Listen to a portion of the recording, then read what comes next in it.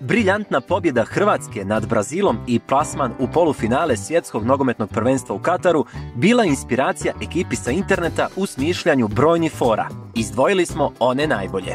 Heroj utakmice bio je golman Hrvatske Livaković, koji je branio skoro sve što je išlo prema njemu i zato ima 6 ruku.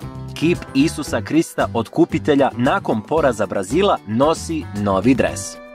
A da je Isus uslišio molbe Hrvata tokom utakmice pokazuje i ova fotka.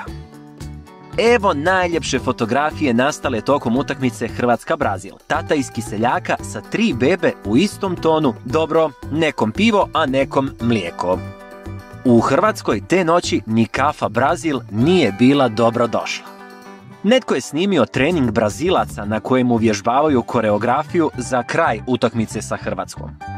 A ovo je postava Brazila za narednu utakmicu na svjetskom prvenstvu. Ups, neće biti. Ipak ovo je posljednje uhvaćena fotka reprezentacije Brazila. Neki kažu Luka se oprašta od reprezentacije. Pogledali smo malo u budućnost. Da li je baš tako? Vraćamo se Livakoviću. On je novi ministar obrane. Neki će mu i platiti neke usluge. Kako reko smo, slavilo se duboko u noć, skakalo se i u fontanu u Zagrebu, i u 17 stupnjeva hladno more, a i valjalo po snijegu.